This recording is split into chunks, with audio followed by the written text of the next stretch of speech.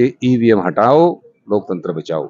बहन जी को PM propose कर दें, सारा खेल बराबर हो जाएगा, मोदी जी का खेल ही खत्म हो जाएगा। मैं सर्वे लगातार कर रहा हूं 2024 में कौन बनेगा प्रधानमंत्री। आपको बता दूं कि इंडिया बन चुका है एक गठबंधन जिसमें 26 दल हैं। दूसरी तरफ एनडीए में 38 दल हैं। एक अकेला सब पर भारी यहाँ नहीं चल रहा है। यहाँ पर मोदी जी के साथ बहुत सारे लोग हैं, तो सर्वे कर रहे हैं। लेकिन तीसरे मोर्चे की शुरुआत है। कहा जा रहा है बीएसपी सुप्रीमो बहन जी के नेतृत्व में एक तीसरा मोर्चा बन रहा है, और जिसको लेकर इंडिया गठबंधन भी कहीं ना कहीं हैरान है। अगली बैठक मुंबई में होगी। कोशिश हो रही है बहन जी को साथ लाने की।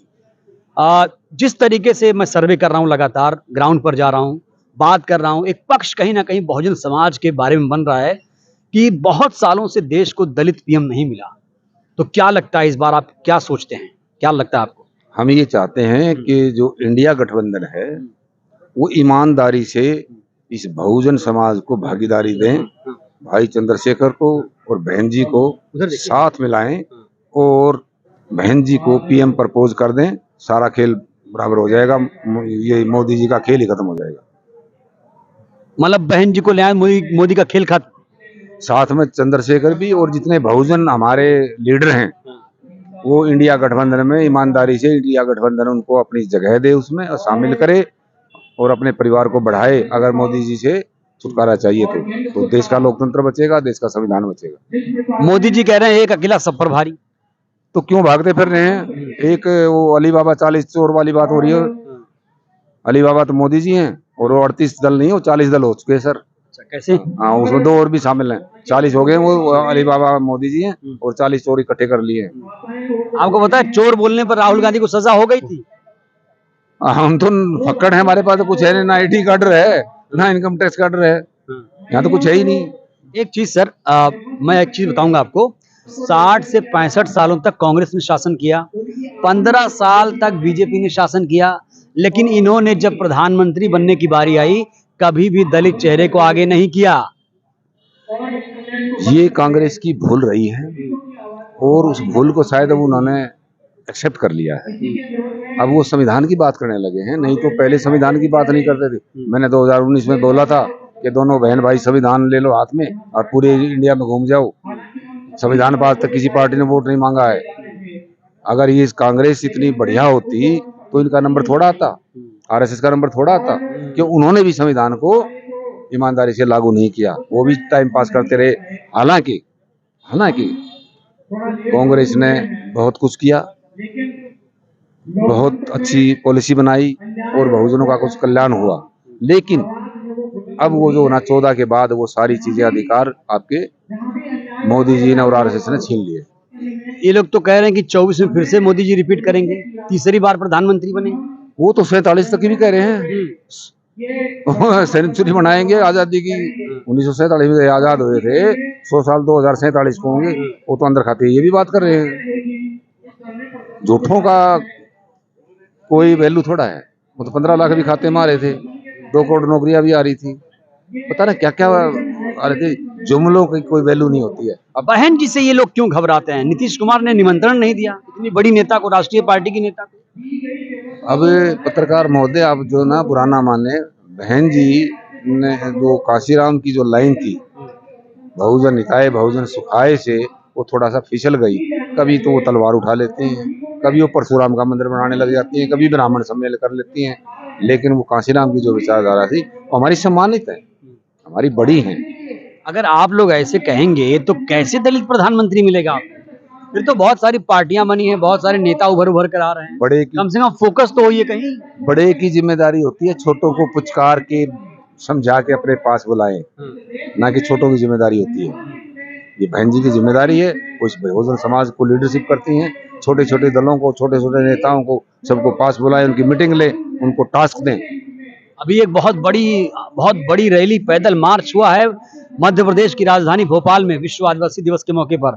आकाश आनंद के नेतृत्व में बहुत बड़ा आंदोलन किया गया। आकाश आनंद से एक पत्रकार महोदय ने पूछा कल ही, वो वीडियो काफी वायरल हो रहा है, कि आप भीम आर्मी को जानते हैं, चंद्रशेखर को जानते हैं? उन्होंने स्ट्रेट वे में कह दिया, कौन भीम आर्मी, कौन चंद्रशेखर? छोटे मोटे लोगों के लिए मेरे पास समय नहीं है। अरे तू चंद्रशेखर का मुकाबला करेगा? वो संघर्ष से निकला हुआ है, उसका टाइम वर्ल्ड की टाइम्स नाउ में पत्रिका में उनका नाम आया है। 100 उभरते हुए वर्ल्ड के नेताओं में, युवा नेताओं में नाम आया। आनंद भाई उसको जानते नहीं है, क्या कर रहा है आनंद? आपने पत्रकार का सवाल शायद सही से नहीं सुना, मैं आपको बताता हूं। पत्रकार ने सवाल किया कि भीम आर्मी बसपा के लिए कितनी बड़ी चुनौती है, जबकि मैं जहां तक जानता हूं भीम आर्मी और जो बसपा जैसे तमाम जो दल हैं वो एक ही विचारधारा के हैं, तो ये चुनौती तो है नहीं। पहली बात, बसपा के लिए भीम आर्मी चुनौती है? हो सकता है मेरा समझने में कुछ डाउट रहेगा हो, लेकिन बहन जी की सवाल गलत था ना उसका, इस तरह से पिच का, इस तरह से उकसाना।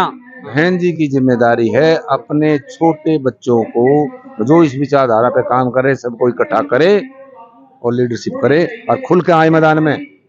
अगर जेल जाना तो जेल जाइए, ईडी से क्यों डर रही है? अरे ये तो उन लोगों का प्रोपेगेंडा है, अनुवादियों का, जो आप भी बोल रहे हैं नहीं वैसे। नहीं, मैं बोल नहीं रहा। ये इतना बुरा टाइम चल रहा है, अगर आदमी रणनीति बना के चल रहा है, काम कर रहा है, ऐसा आप भी वैसे बोलेंगे तो फर्क क्या ऐसा रहेगा? है, कल कांडा के ऊपर हो गए ना, छापे पड़े ना। हाँ। अभी गोपाल कांडा रिहा हुआ था गोपाल कांडा एनडीए में है। वो जो है उसके ऊपर छापे पड़े हैं। और जो ना अपने शिबू सोरेन का लड़का, ये हेमंत सोरेन को भी ईडी का नोटिस मिला है। आप ये वन साइडेड मैच है, ये लड़ाई है सर मनुस्मृति वर्सेस संविधान। अच्छा ये बताइए, सही कहा आपने, जब आप बुलाएंगे नहीं, छोटे भैया नेता बहन जी को निमंत्रण नहीं देंगे, तो क्या बहन जी खुद ही शादी में शरीक हो जाएंगी? नहीं नहीं, बहन जी अपने पास बुलाए, बड़ी होने के नाते उनकी एक मॉरल ड्यूटी बनती है। तो गलती तो इन्होंने कर दी ना, 23 जून को बुलाया नहीं, कम से कम बुलाते, तब देखते, परसेप्शन बनाते। 23 को क्या था? वो तो 21 का प्रोग्राम था। कह रहा हूँ 23 को महागठबंधन की बैठक थी पटना में, 23 जून को। वो बुला लेंगे, सब बुलाएंगे, अभी बुलाएंगे। अभी जैसे जैसे नजदीक लगा सब बुलाएंगे।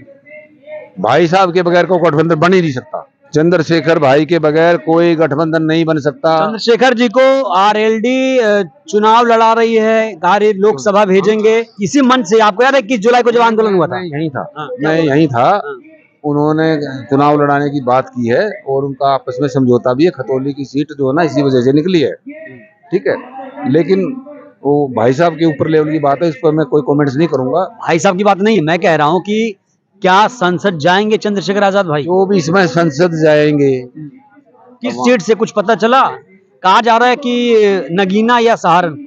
हाँ ऐसा ही है, अंदर खाते कुछ ऐसा ही हवा निकल कर आ रही है। एक सांसद निकाल लेंगे आप लोग इस बार? कितने सांसद आएंगे चंद्रशेखर भाई के इस बार? ईमानदारी से गठबंधन में शामिल करें, सम्मानित सीटें दें, सब आ जाएंगे। फिर कितनी सीटें चाहिए आप लोगों को? सीट 80 लोकसभा सीटें, जहां से दिल्ली का रास्ता यूपी से जाता है। 80 लोकसभा सीटें। भाई चंद्रशेखर का 22% वोट शेयर है। अरे 22% दलितों का वोट बैंक है, अब आप पूरा उन्हीं को दे देंगे। 2022 में चंद्रशेखर भाई ने भी चुनाव लड़ा था गोरखपुर से, याद है आपको? ठीक है, याद है, सब याद है। लेकिन सम्मानित सीटें दे, उनके गठबंधन वालों की जो ना जिम्मेदारी बनती है वो कितनी देते हैं। इंडिया में जाना, इंडिया में भी तो नहीं बुलाया। आप तो कहते हैं कि अखिलेश यादव और जयंत चौधरी उनके साथी हैं, नहीं बुलाया अभी। अखिलेश गए थे ना। अखिलेश गए थे ना। अखिलेश, जयंत भाई भी गए। वो भी गए थे। अखिलेश जी उस समय 10 सीट दे देते, आज मुख्यमंत्री होते। और उनको जब पता लगा, जब उनका महल धोया गया कि मैं शुद्ध हूँ, अब क्यों बोर्ड लगाए, वहाँ पोस्टर लगाए लखनऊ में, गर्व से कहो हम शुद्ध हैं। अब भाई जय अखिलेश की भी आंखें खुल गई है, ठीक है। और आंखें खोल के सम्मानित सीटें दें। देखिए मैं कह रहा हूँ कि बहन जी या तमाम जो बीएसपी के नेता एक ही बात से नाराज हैं कि भाई भीम आर्मी आपने बनाई, ठीक है, सामाजिक संगठन, अब आपने राजनीतिक संगठन बना ली, तो कहीं ना कहीं जो बहुजन समाज पार्टी का जो वोट है उसमें तो कहीं ना कहीं बिखराव हो जाएगा। क्यों ना बनाएं, क्यों ना बनाएं, राजनीतिक पार्टी क्यों ना बनाएं? खाली भाई साहब लट खाने के लिए है, जेल जाने के लिए है। अच्छा, Z+ सिक्योरिटी भी नहीं मिला अभी तक? ये सब कुछ होएगा, काम धीरे धीरे हम लग रहे हैं उसमें। भीम आर्मी, आजाद समाज पार्टी और काशीराम का मिशन, इसको आगे बढ़ाएंगे। और बाबा साहब की विचारधारा पर काम कर रहे हैं, काशीराम साहब की विचारधारा पर काम कर रहे हैं। और ये रंग लाएगा, 24 में रंग लाएगा, आप देखना। 24 में प्रधानमंत्री कौन, मोदी या कोई और? मोदी नहीं होगा और कोई भी हो सकता है। बस इस बार भी दलित प्रधानमंत्री नहीं बन पाएगा? दलित विचारधारा का हो, ईमानदारी से, जो ना अम्बेडकर राइट विचारधारा का हो, हमें दलित से उससे कोई मतलब नहीं। चंद्रशेखर भाई कह रहे हैं कि बहन जी को प्रधानमंत्री बनाना है। क्यों बांटने की बात करते हो? चंद्रशेखर भाई कह रहे हैं बहन जी को पीएम बनाना है। हमें सिर्फ अम्बेडकरवादी विचारधारा का आदमी चाहिए, जो ईमानदारी से संविधान के मुताबिक काम करे। इस 9 साल में कौन सा काम संविधान के मुताबिक हुआ है? संविधान को बाईपास करके सारे काम किए जा रहे हैं। 28 जून को आपको सिंगल रख दिया, नई संसद का उद्घाटन किया। आपको जो ना बता दिया कि मैं इस संविधान को नहीं मानता हूँ, लोकतंत्र में मेरा कोई विश्वास नहीं है, राजदंड रख दिया, डंडे से चलाएंगे हम। देख लिया मणिपुर की घटना को देख लिया। मणिपुर को किसने करवाया है? ये प्रायोजित है। ये 2024 की झांकी है, ये सेकंड गोधरा है, और 24 में बहुत बड़ा पुलवामा होगा और बालाकोट 2 होगा, उसकी तैयारी है। बचाइए देश को, देश के लोकतंत्र को बचाइए। ये तो मलिक साहब कह रहे हैं कि दूसरा कुछ धमाका होने वाला है। मलिक साहब क्या आम जनता कह रही है? तो आम जनता के समझ में आ रखा है। ईवीएम भी बड़ा मुद्दा है। ईवीएम तो मुद्दा है ही है। सारे इंडिया गठबंधन से मेरी गुजारिश है कि वो एक पॉइंट ये भी रखें, जब तक हम पर्चा नहीं भरेंगे, जब तक ईवीएम बंद नहीं होगी। इंडिया गठबंधन से गुजारिश है मेरी, उसमें जितने भी लोग शामिल हैं सभी इस बात की मांग करें कि ईवीएम हटाओ, लोकतंत्र बचाओ। तो आप चाहते हैं कि बहन जी को इंडिया वाले बुलाएं? हाँ, वो जरूर समझेंगे, जरूर बुलाएंगे, क्यों नहीं बुलाएंगे। बहुजन लीडरशिप के बगैर कोई गठबंधन सफल होगा ही नहीं। चलिए, बहुत बहुत शुक्रिया। तो देखिए, मैं लगातार सर्वे कर रहा हूँ और देखिए, मैं चाहता हूँ कि कम से कम एक बार तो दलित प्रधानमंत्री देश को मिले। क्यों? 70 सालों से 75 सालों से देश आजाद हुआ। बाबू जगजीवन राम बनने वाले थे दलित प्रधानमंत्री, लेकिन सर हाँ। हाउस में था 80 में, बाबूजी के टाइम में 3 बार मौका आया कि अब शपथ लेंगे। जो चरण सिंह ने लोकसभा भंग करवाई थी, मैं उस समय नौकरी में था और हाउस के अंदर ही था। 10 बजे का टाइम फिक्स था कि वोटिंग होएगी और बाबूजी पीएम बन जाएंगे, लेकिन सारी तैयारी धरी धराई रहेगी। जैसे ही चौधरी चरण सिंह जी आए हाउस में, उन्होंने बाहर से ही नज़ारा देख लिया कि तुम हारोगे, उनका पलड़ा भारी है। फटाफट ड्राइवर को बोला कि गाड़ी बैक, राष्ट्रपति भवन चलिए। संजीव रेड्डी जी राष्ट्रपति थे, उन्होंने जाकर कहा कि मैं तो हारूंगा और जो ना जगजीवन राम प्रधानमंत्री बन जाएगा, आप लोकसभा भंग कर दीजिए। 10 बज के 20 या 25 मिनट पर रेडियो पर स्पेशल अनाउंसमेंट हुआ था, जो टीवी वगैरह नहीं थे, कि राष्ट्रपति जी ने प्रधानमंत्री की सलाह से लोकसभा भंग कर दी। उनको रोकने का एक, इनको जगजीवन राम को रोका गया, बाई फोर्स रोका गया। और राष्ट्रपति जी जब रिटायर हुए, उस दिन का अखबार कहीं मिल जाए तो उठा कर देखे ना, उन्होंने लिखा है कि मेरी लाइफ की सबसे बड़ी भूल ये हुई कि मैंने जगजीवन राम को वोटिंग का मौका नहीं दिया। तो देखिए, बहुत बड़ी बात, बहुत पते की बात इन्होंने कही है। वीर सिंह जी की बातों से आप कितना सहमत हैं? अपनी राय आप जरूर दीजिएगा। शुक्रिया। जय भीम, जय भारत, जय संविधान। वीडियो को जन जन तक पहुंचाइए, जिससे बहुजन समाज जागरूक हो।